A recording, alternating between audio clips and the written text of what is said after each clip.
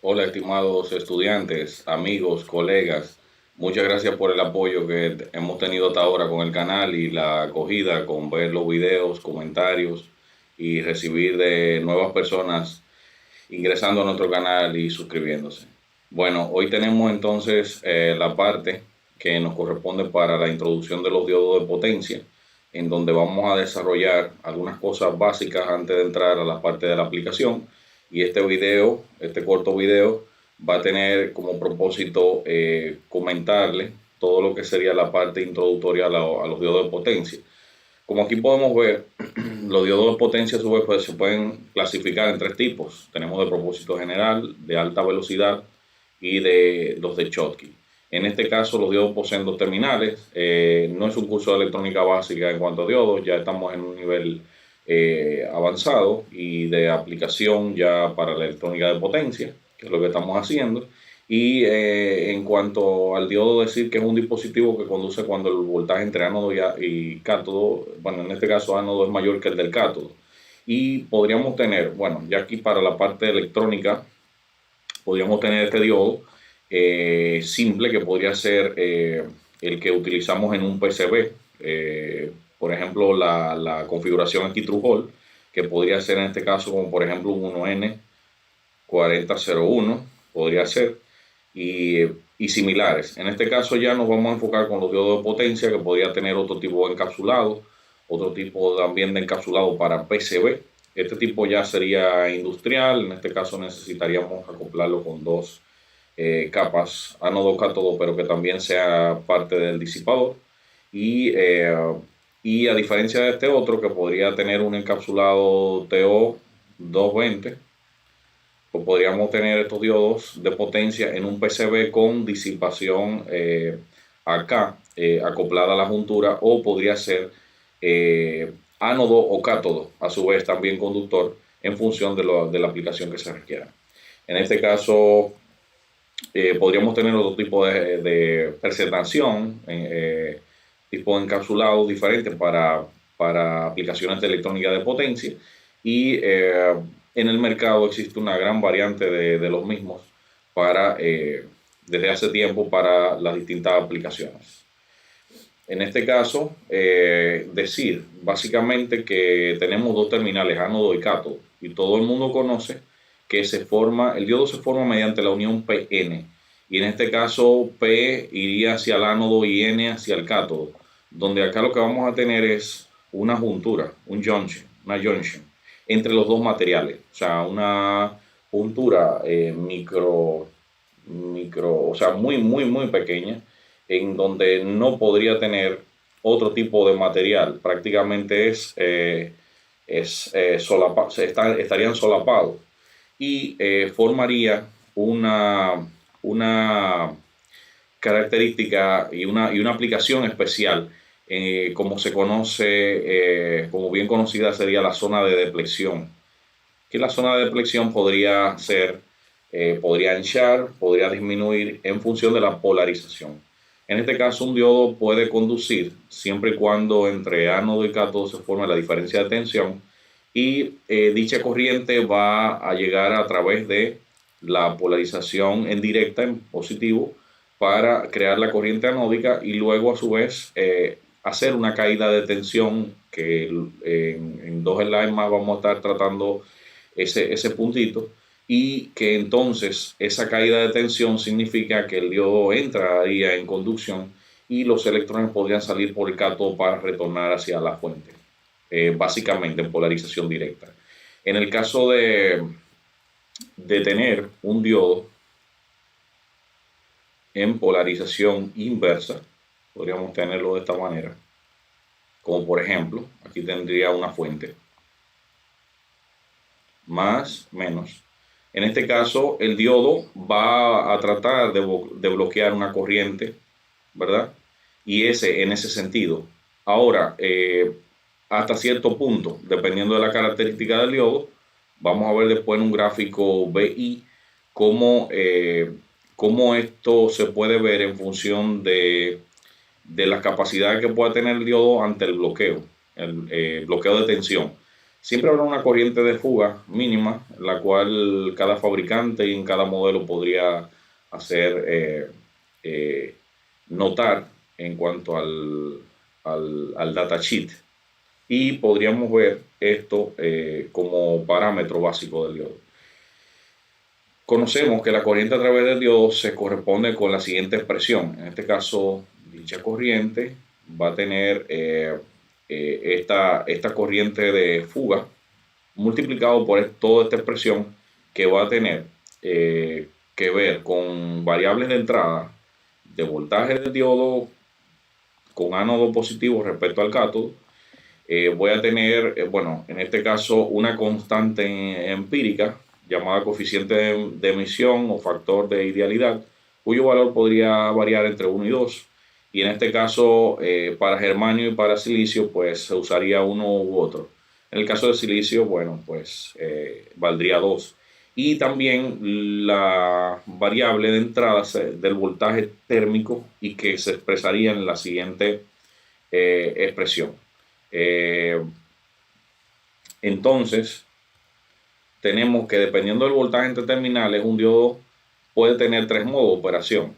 La región de polarización directa debe de cumplir con esta parte que está acá, con esta condición, ¿verdad? Y en directa sabemos que lo estamos polarizando para que el diodo pueda entrar en conducción. Por lo tanto, el diodo no estaría en bloqueo. La región de polarización inversa es todo lo contrario. Aquí sí estaría en bloqueo, y la característica tendría que ver con el paro o el cese de la corriente, bloqueo de tensión, y en este caso no tendría caída. La caída del diodo sería menor a cero, menor o igual a cero. Y la región de rompimiento, donde el voltaje de caída del diodo va a ser menor a el nivel inverso, ¿verdad?, del breakdown voltage, que sería el voltaje de ruptura en sentido inverso del diodo. En este caso, lo que se nos dice es lo siguiente: si tenemos un gráfico BI, aquí tenemos corriente a través del diodo positiva, podemos tener aquí corriente negativa, queremos representarlo, y tenemos aquí tensión de caída del diodo hacia los positivos, la representación en el eje hacia los positivos, y tensión en el diodo aplicado, aplicar tensión en el diodo de manera negativa hacia acá, que llegaríamos hasta menos VBR, que sería el breakdown voltage. En este caso sería el voltaje de ruptura, o sea, el voltaje final donde él ya, como bloqueo, no soportaría un nivel mayor a este, y entonces entraría en conducción inversa. Y como quiera, en bloqueo, todo diodo va a tener una corriente de fuga en sentido inverso, que a medida que ese nivel de tensión se incremente, pues entonces a medida que se acerque al breakdown voltage, la corriente va a crecer de esta manera no lineal. Pero para la parte de polarización directa, ¿verdad?, es hacia este cuadrante, más I, corriente a través del diodo positiva, y más BD, un voltaje de caída positivo en el diodo.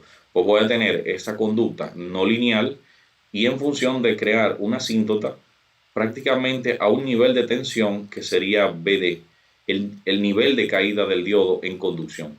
En este caso podría ser entonces aproximado a 0,7, 0,655. En este caso sería, por ejemplo, para un diodo de silicio, la caída de tensión de un diodo en polarización directa, por lo tanto en conducción. En el caso de entrar ya en la zona de bloqueo, pues fíjense que no voy a tener más que la corriente en representación inversa, o sea, menos I. Y en este caso es una corriente que atraviesa el diodo en inversa, miren acá, corriente negativa. Y en este caso, claro, no tener otro tipo de opción en cuadrante para funcionamiento. O sea que estaríamos hablando polarización inversa. Bien. En este caso, para un diodo ideal, podríamos decir que estaría trabajando de esta manera. Tengo la parte de la corriente en directa y el cuadrante que me simboliza. Este gráfico es muy diferente a este cuadrante, que podría simbolizar entonces el bloqueo de voltaje. O sea, voy a tener bloqueo de voltaje de una manera y en la parte directa la forma de permitir el paso de la corriente. Muy bien. En la región de polarización directa, la corriente es pequeña si el voltaje es menor que cierto valor de BTD. Esto sería el voltaje de threshold o el voltaje de umbral, llamado, ¿verdad?, voltaje de umbral o de activación. En este caso, ese nivel de tensión se va a quedar fijo, va a ser asíntota, y entonces vamos a tener, como estamos viendo allí, voy a tener un nivel de tensión, un gráfico más I, voltaje, si quiero lo puedo poner aquí ánodo cátodo, pues estoy en conducción o en polarización directa. Y entonces esto que está acá sería la corriente, y aquí podría tener asíntota de ¿qué? Del voltaje de umbral, que en este caso podría ser el voltaje a través del diodo, el voltaje de caída. Perfecto. Prácticamente lo que va a incrementar es la corriente. Es como si el diodo entonces fuera las veces de entre ánodo y cátodo. Bueno, voy a tener entonces una caída. Va a tener una caída de una fuente que sería de este tipo.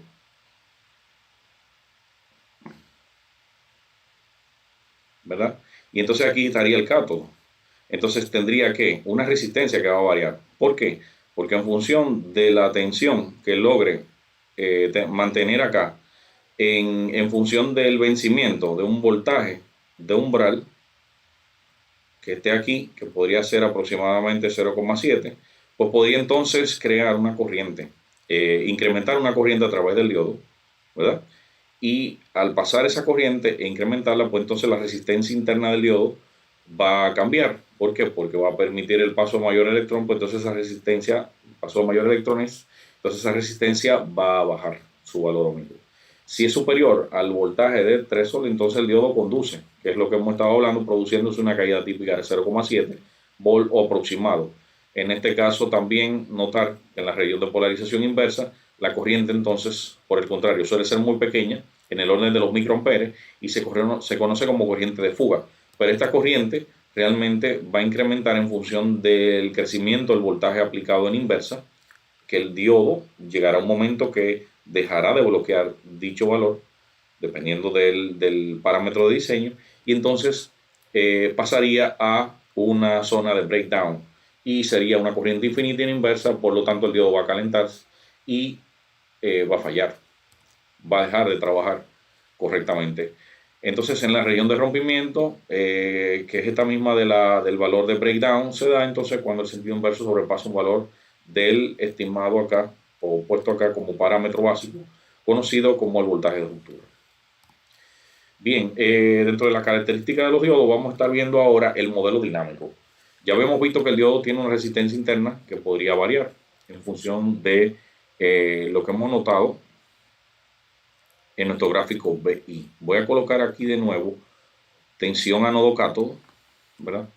Y aquí voy a poner la corriente del diodo positiva que atraviesa también ánodo cátodo.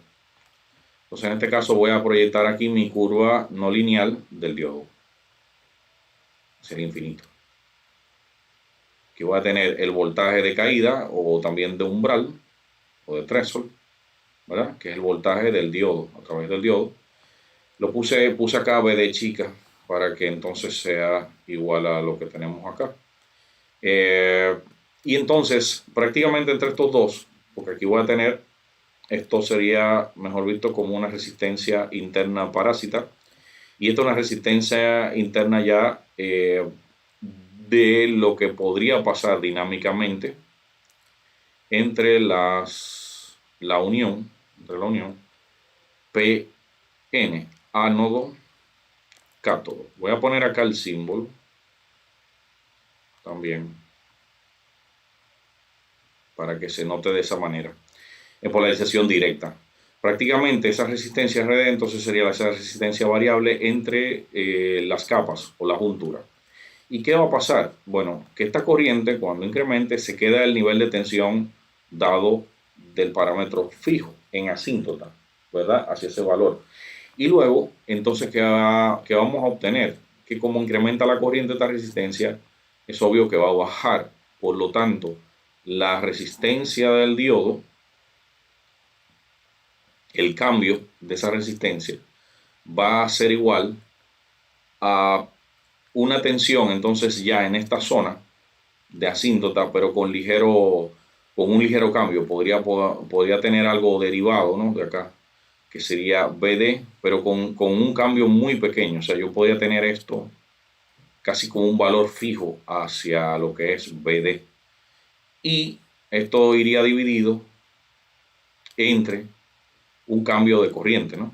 Entonces podría tener aquí un cambio de corriente del diodo. Por lo tanto, la resistencia interna del diodo es variable. O sea, voy a tener esa propiedad. No obstante, en cuanto a la potencia, ¿verdad? B por I. Prácticamente este quedaría parametrizado, quedaría como un valor parametrizado con respecto a lo que es el diodo, en un modelo dinámico. Y a cambio de la corriente, pues entonces a incrementos de la corriente va a incrementar la potencia disipada en dicho diodo entre los terminales, o sea, ánodo y, vamos a poner aquí polarización directa, ánodo y cátodo, ¿no?, con una conexión. Pues en este caso podría tener aquí la carga dentro de lo que es la aplicación y acá conectar nuestro diodo a una fuente.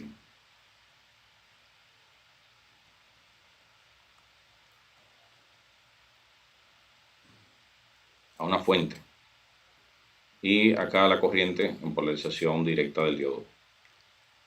A llamarlo IS porque es de la fuente BS.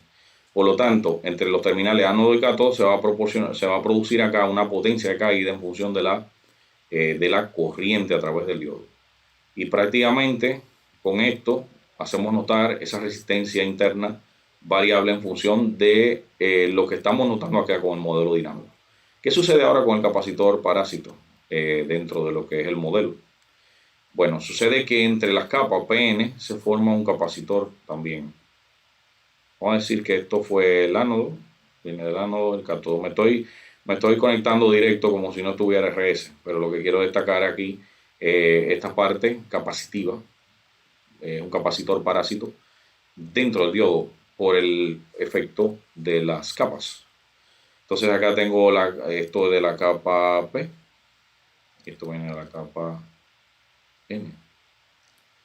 Y entonces en este caso ese capacitor, en función de ciertas condiciones físicas de la construcción del diodo, pues ese capacitor va a provocar acumulación de la energía en el diodo, que luego vamos a ver que dinámicamente es importante su estudio porque voy a tener cargas y descargas. O sea, un diodo no va a ser instantáneo en el momento de aplicar tensión y su funcionamiento va a tener retardo. Por lo tanto, también va a tener retardo en sacar o redistribuir la energía aprisionada entre las capas por el efecto capacitivo interno.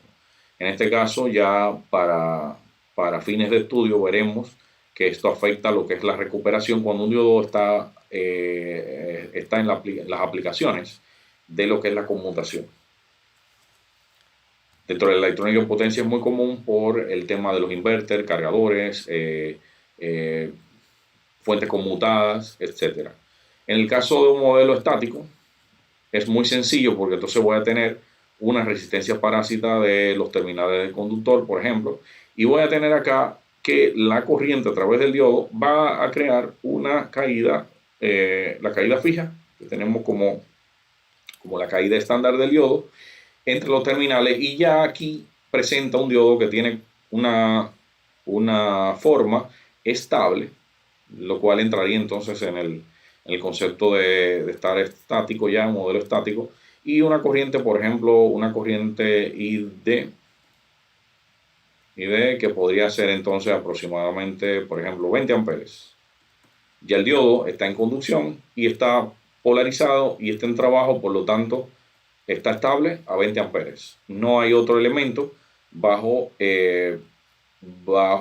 esta forma de ver un diodo en un modelo estático, porque la parte capacitiva aquí no representaría, voy a poner en línea discontinua, un elemento a incidir en cuanto al funcionamiento. Ya regresando a la parte dinámica, esto sí, porque si voy a tener corriente no estable, o sea, voy a tener una corriente que aparece, desaparece en momentos, ¿no? Y por periodos, pues ya esto va a tener otro tipo de conducta. Ya sí esto sería muy importante estudiar en nuestro diodo de potencia. Imaginarse con trabajos a otra cantidad de amperes, a otra cantidad de tensión sometido, cómo entonces sería interesante estudiar el diodo de potencia.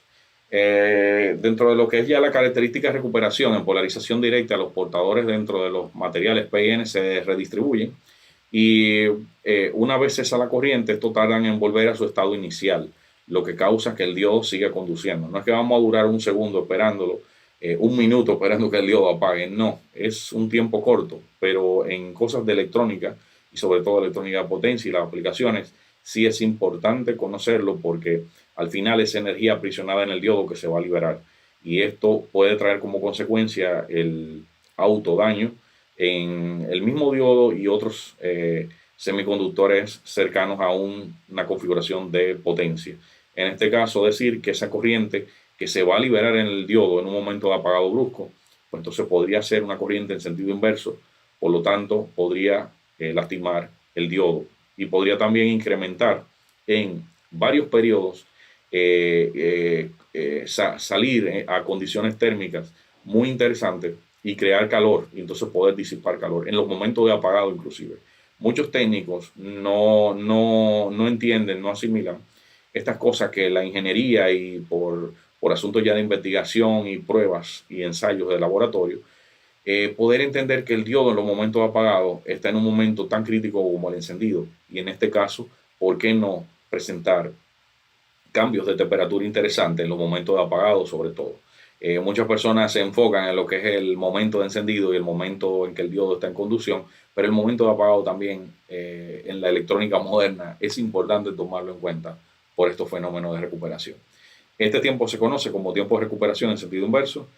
Esta recuperación puede ser suave o abrupta, eso depende, podría tener cargas inductivas, dependiendo de la aplicación. Cada aplicación debería de ser un motivo de estudio independiente y de mucho enfoque. Pero en este caso la recuperación suave es la más común, aunque en este caso podría tomar más tiempo. ¿Qué en sí vamos a ver con la recuperación? Lo que vamos a notar que vamos a tener un periodo de recuperación y sería TRR. En este caso sí mismo se comenta en los datasheets. Se divide en entonces TA o tiempo de recuperación debido al almacenamiento de cargas de la unión y TB o tiempo de recuperación en sí de la carga. Debido al almacenamiento, como ahorita comentamos, de cargas y el tema de acumulación de energía entre los terminales. Mejor dicho, entre las capas y la juntura. Forma un capacitor parásito entre las capas PN. Vuelvo y repito acá, ánodo, cátodo, por ejemplo. Voy a poner el símbolo del diodo aquí en paralelo para anotar con el símbolo qué relación tiene con lo otro. En este caso, TRR sería igual a TA más TB. Vamos a lo gráfico. Un diodo que tenía una aplicación en forward, una corriente en sentido directo, o polarización directa, va a tener un apagado abrupto. ¿Por qué? Porque la aplicación así lo tiene. En este caso aquí tenemos 0 amperes, aquí, en esta parte, y aquí menos IRR. En este caso, cuando el diodo apaga, no apaga de manera instantánea, o sea, no llega a 0, tiene un tiempo. Entonces ese tiempo prácticamente en llegar a 0, ¿verdad? A partir de ahí que topa el 0, pues va a tener otro tiempo que sería entonces de recuperación. Y esto está subdividido a su vez en dos partes. Una parte sería TA. Fíjense que ya en sentido inverso tenemos toda esta área que sería TA. Llega hasta un pico inverso inverso IRR, que en este caso sería menos IRR, es inversa, es un pico inverso a través del diodo, es una corriente inversa por un tiempo TRR total. Solo hemos visto TA, ¿verdad? Y ahora la parte de tiempo de recuperación debido a la carga, que sería TB. Entonces, en este caso, TB, voy a hacer notar acá toda esta área que está aquí. Sería TB. Que prácticamente todo esto formaría un triángulo inverso, invertido. Y todo eso sería entonces TA más TB, como esto es corriente en un tiempo dado, corriente en un tiempo dado, pues entonces podríamos hablar de carga. Eso sería carga eléctrica. QRR podría ser, que QRR sería el área comprendida, porque durante un tiempo he tenido una corriente, pero no una corriente estable, es una corriente que tiene una pendiente, hace un pico, un paycheck aquí con este pico y después tiene una descarga completa en función del pico hasta que llega hasta cero. O sea que el apagado del diodo no se da en este momento que vemos acá. No, se da en este momento. Por lo tanto, requiere un tiempo TRR necesario para entonces llegar al reposo total. Aquí podríamos ver una recuperación abrupta, que en este caso no necesariamente aquí habría cumplido completamente con el tiempo TRR, por lo tanto hace algunas oscilaciones ya de menor impacto. Pero esto podría ser estudiado dependiendo de la aplicación, dependiendo del caso de si es un diodo que va a ser un diodo de corrida libre o un apagador como una aplicación de snowbird en un inverter o en un SCR o lo que fuese. Entonces, en este caso, cada momento, cada estudio, cada diseño, pues entonces va a requerir un análisis un poco más elaborado. Lo único que va a pasar acá es que va a tener más tiempo para recuperarse y eso debería ser estudiado. Pero el fenómeno básico es este. Por lo tanto, un diodo acumula energía. Esa energía aprisionada en el diodo, esa carga completa se va a tener que descargar para lograr el apagado completo. Eso sucede. Bueno, TRR sería el total del tiempo máximo, que lo podemos ver en los datasheets de los diodos, dentro de las características y pruebas de laboratorio y ensayos, que está comprendido entre TA y TB, o sea, la suma de los dos totales, TRR. Pues en este caso hemos visto también menos IRR. ¿Y qué va a pasar? La corriente de pico en sentido inverso, IRR, se puede obtener de la expresión siguiente. Sería TA, porque lo que vamos a tener en ese momento es el lapso de TA, lapso de tiempo, TA, pues entonces ese tiempo, y tengo esta pendiente, pues podría multiplicar eso y podría obtener esta área y llegar hasta el pico máximo, o sea, sería el pico máximo de esta función. Entonces, acá sería la corriente, pico, en sentido inverso. Muy bien. Estos valores de IRR y TRR dependen de la temperatura y de la carga de recuperación, claro está. Pero ya esto depende de la temperatura, o sea, las condiciones físicas, pero también el fabricante, o sea, el diodo como tal, como quedó, como tiene sus parámetros de fabricación.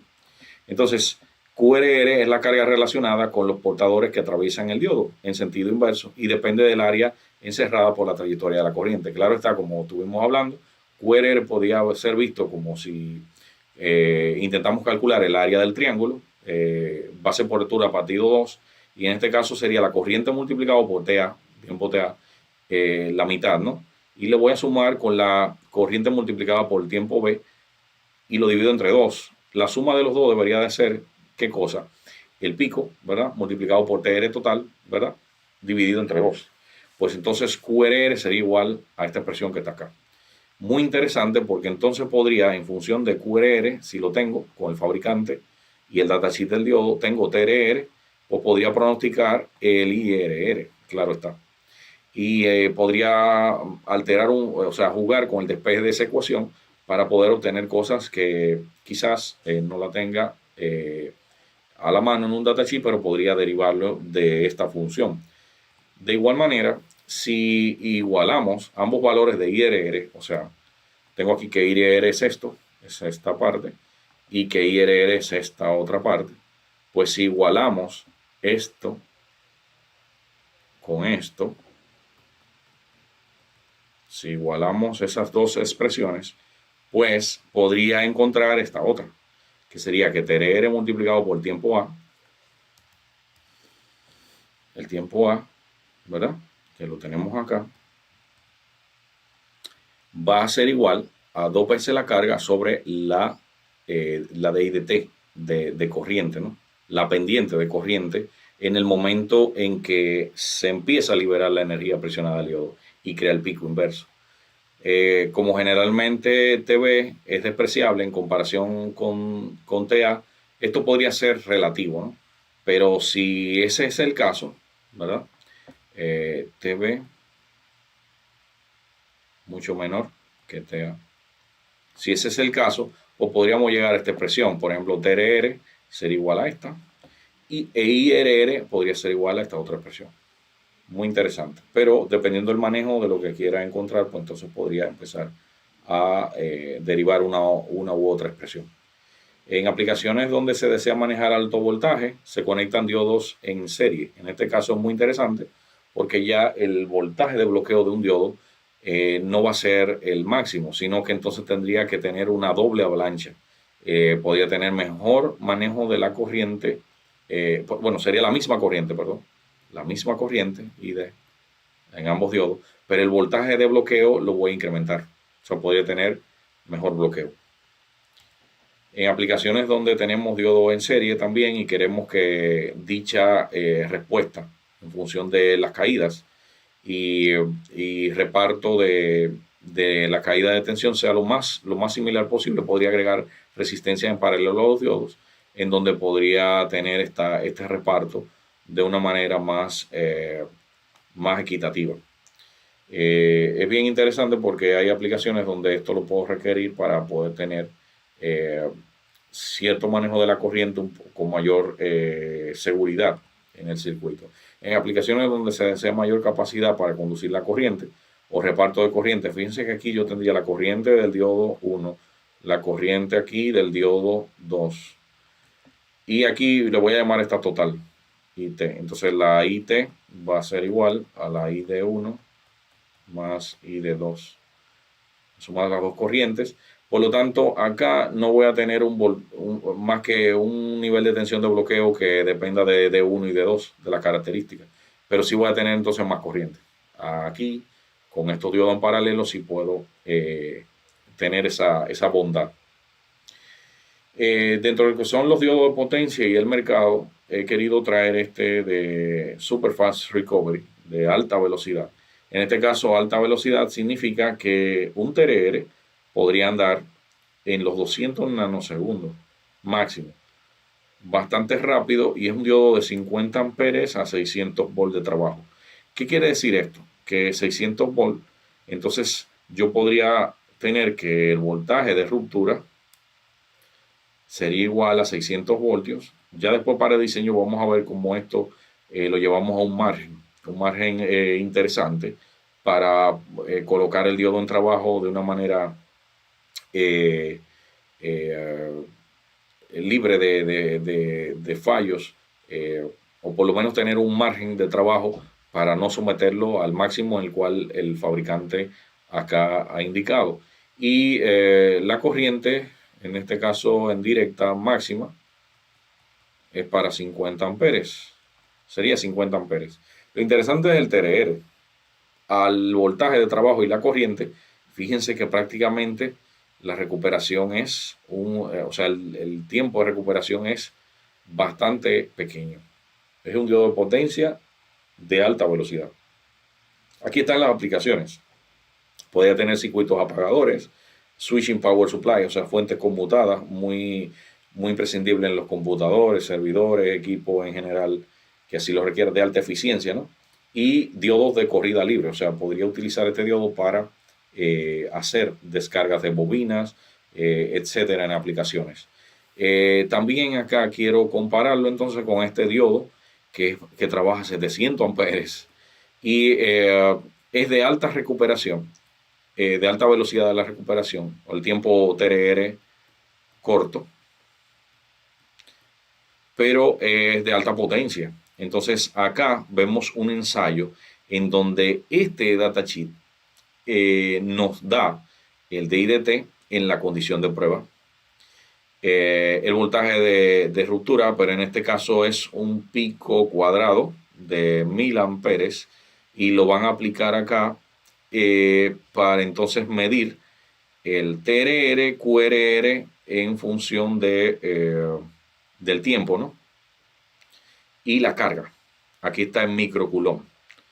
Prácticamente para hacer un diodo de este tamaño, esta capacidad, diodo de potencia, que inclusive aquí hablan que se puede utilizar de snubber de un thyristor GTO, Gate Turn Off. O sea, para hacer el relajador o el apagador del GTO, es bastante rápido y de mucha potencia, ¿no? Entonces, en este caso, yo lo podría utilizar para corrida libre y de modo a fast recovery en aplicaciones de rectificación. O sea que podría tener también un rectificador de alta velocidad, de alta potencia, para aplicaciones en general que así lo requieran.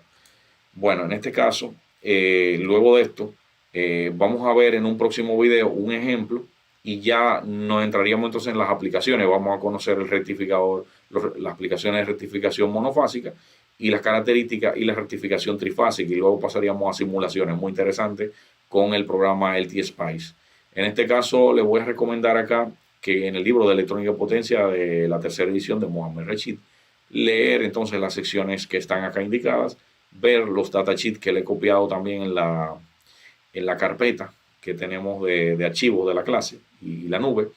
Y en este caso, revisar los datasheets de los diodos que hemos estado viendo acá. Y los espero en un próximo video donde vamos a ver el ejemplo y cálculo de una corriente en pico inverso para una aplicación y la energía aprisionada del diodo. Este problema está resuelto en el libro de Mohamed Rashid, pero entonces lo vamos a explicar completico en un video muy, muy interesante que voy a estar elaborando próximamente ahora en el fin de semana. Y nada, por el momento les agradezco mucho y estaremos viendo el crecer del canal, y gracias a ustedes por esto. Si les gusta el video, denle like, y en este caso a esperar el próximo. Podrían suscribirse para estar atentos a que de inmediatamente lo suba le llegue la notificación. Pues muchas gracias, cuídense, bye bye.